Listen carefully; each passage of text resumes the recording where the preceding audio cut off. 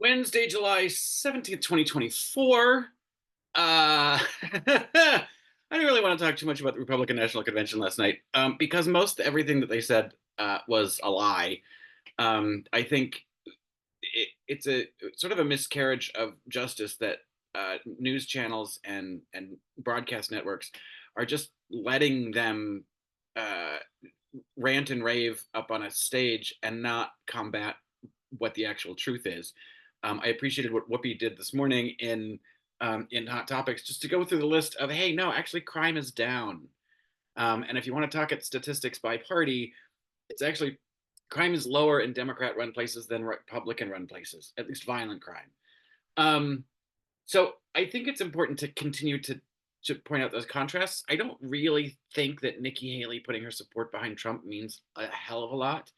I think the people that were supporting her for the most part really don't want Donald Trump in the White House, and they'll either sit out or bite the bullet and vote for Papa Joe. Um, Papa Joe is already putting out on social media clips of people from Nikki Haley rallies that said if she's not the nominee, if it's Trump and Biden, that they will vote for Biden.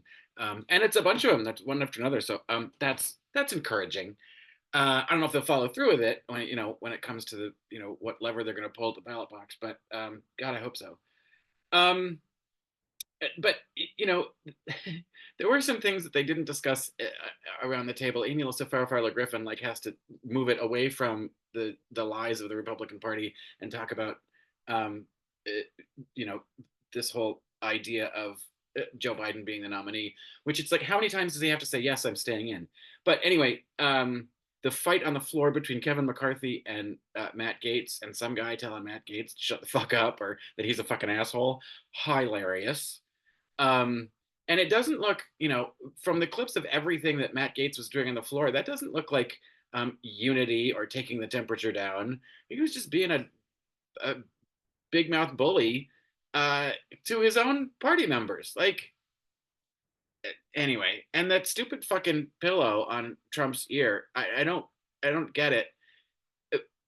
I'm a little frustrated by this whole thing that we have zero information about actually what happened to his ear. It was uncovered on Sunday and seemed perfectly fine, and now he's got the strangest contraption of bandage covering his ear.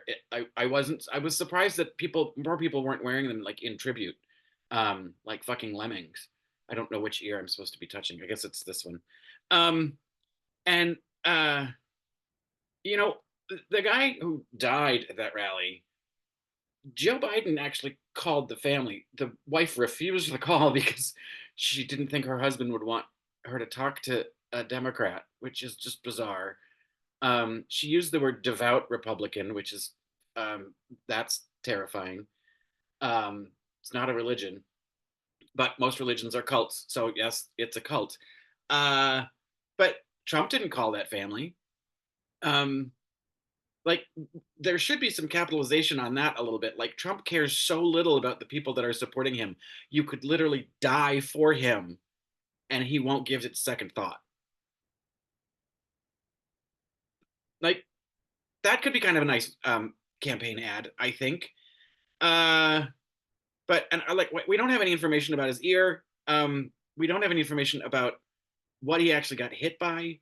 Like no medical professional, like nothing. No, we only heard some whatever he spews out. Um, but no answers from any place else. Nothing from the FBI or the Secret Service about why that roof was um, unguarded. Is that detail that is the following Trump been replaced? Have they been compromised in some way? If they couldn't secure that roof, are they up to doing the job?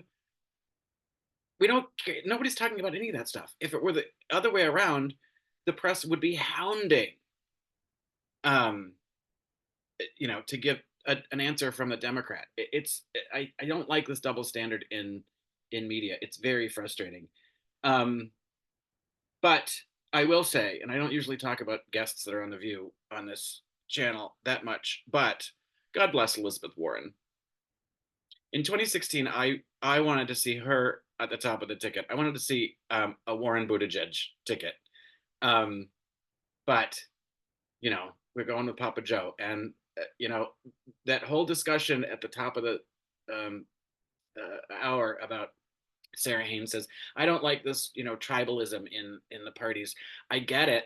I totally get it. I don't either. But the fact the Republicans, work in lockstep and we infight amongst each other is why we continue to lose. This is a moment when we need to rally around the leader of our party um, as hard as we fucking can for the next 3.5 months. Get him inaugurated. Let's get through this election so that we can have another election again in the future.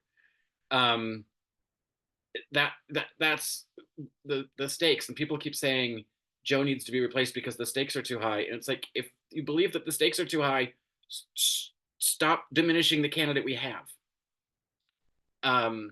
So anyway, like this is the moment to become a little bit tribal, so that we can eliminate the common enemy. But and that's the thing. Like, Democrats get in power, we get all three. We get the two sides of Congress and the White House, and then we don't do enough. And people are like, "Why did we fight so hard? Why did I go to the ballot box and vote for you to do all this?" And then you don't actually finish the job. So it was wonderful to hear Elizabeth Warren say, these are the plans. This is what we want to be able to do. And if you deliver, you, the voting public, deliver a House majority, it can be a tied Senate as long as we've got a Democrat in the White House, because that means Kamala Harris is the deciding vote and not JD Vance. And if it's JD Vance in the White House, Congress doesn't matter anymore.